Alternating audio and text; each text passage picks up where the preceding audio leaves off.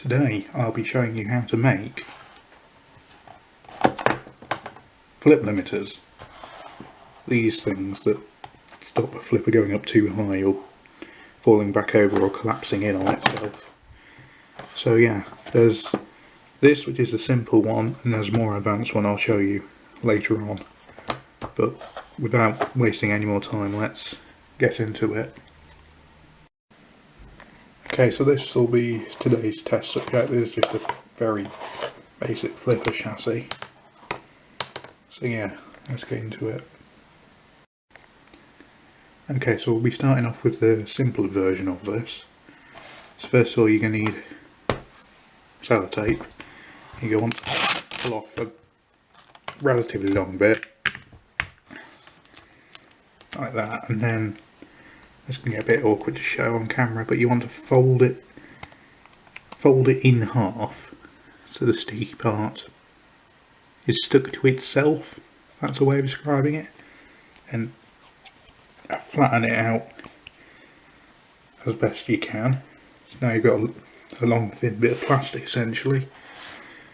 Then you want to attach it to the base here. So hang on, there's a bit awkward. Another piece of sellotape, and stick that over here so you got that kind of thing going on. Then open it up, and you want to attach it, this isn't good for showing it, near the bottom, as close to in the middle as you can, and press that down. So you got that in, but what I like to do is flipper's getting in the way, put some extra bits on the side, so where that connects to the base, put an extra bit of sellotape down, and that'll just stiffen up that connection a bit more. And then the same on the other side, so where it connects to the base, put an extra bit there, and that'll just make it that bit more durable. Now we're going to make decisions, because we need to decide how high this is going to flip to. Now you may notice this is far too long. That's alright, we can cut that down. So I think I'll have it to about there maybe. So get some scissors and then just sort of cut off the bit you don't need, and that can go in the bin. So yeah, and now attaching it on the top, essentially the same as attaching it on the bottom. You want to, as before, get this, a bit hard to see on camera, put some tape over it. Yeah, make sure you've got a bit hanging off the top as well, just to make it that bit more strong, and then stick it down sort of near the end of the flipper. It's alright if you've got bits hanging over the side. Now I'm going to do that same thing again. I'm going to get some longer bits, stick them down on either side.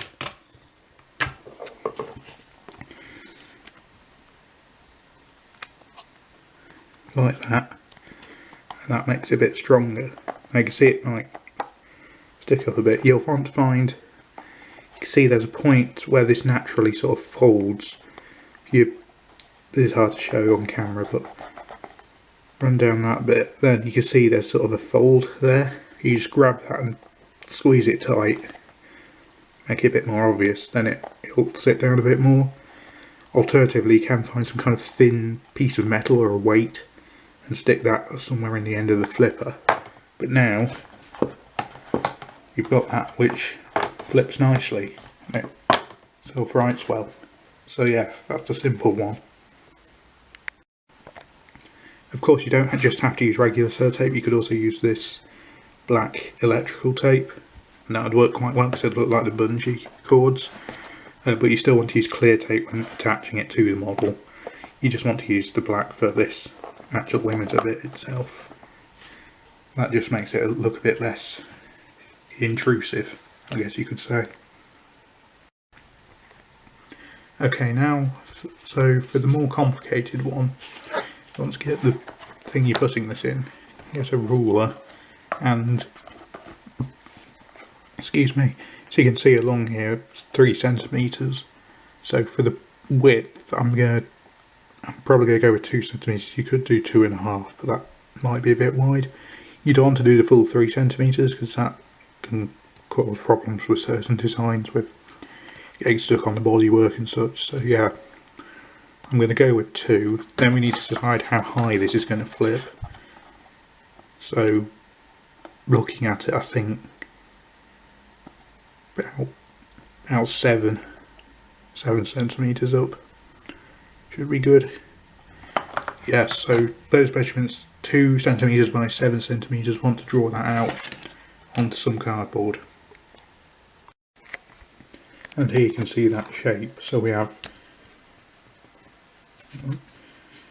2 centimetres by 7 centimetres, and now I've drawn a line across the middle at 3.5 centimetres because 3.5 is half of 7. Definitely didn't use a calculator for that. So yeah, you want to draw a line halfway down this rectangle.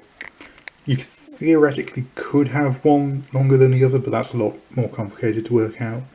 So I'm just going to draw the line across the middle, and that's where it's going to bend. So yeah, now I'm going to put some tape over the front of this to make it a bit more sturdy, and then cut this shape out and cut along that middle line. And there is that shape cut out. See, I've drawn some lines on it to represent the bungee cords, but you don't have to do that. Of course, it's split down the middle as well, which you want to do. You could just fold it, but that would make the flipper stick up too much, so yeah, I've cut it in half. So now I'll show you what to do with those. Okay, so for now you want to hold these quite tight together, and then hang on, put some tape along there, then make sure these are pretty close.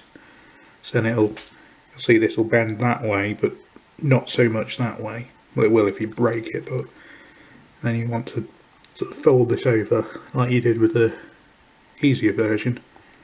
So now it'll sort of naturally sit like that, and then open up when it needs to open.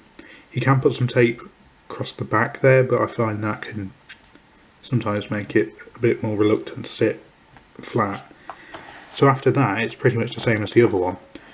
You want to not drop it, but open it up first, and you can want to tape this down to the base. So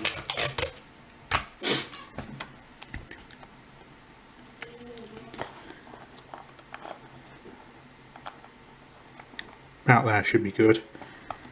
And then next bit, you want to get some more tape and stick that at the top here, but you're not going to stick it to the top like the other one. You're going to fold that down, sort of keep it as straight as possible, and fold the flipper down on top of it, and that'll get you the right sort of place. Now when it opens, you can see it opens and closes properly, and now you've got your slightly more advanced one. As you can see, it comes off a bit and it's not overly straight, but you can fix that. So you'll want to put some more tape over this just to sort of secure it in better, and of course on the bottom you do the exact same thing. Now you've got the second flipper mechanism, which is quite good. Yeah. Okay, so hopefully you found that video helpful. Hopefully you can use this mechanism and the other one on things you build. And yeah, think of maybe doing some more videos like this showing sort of how to build various mechanisms and other sort of interesting stuff like that. Well, not very interesting, but you know what I mean. But yeah, that's all for this video, so bye.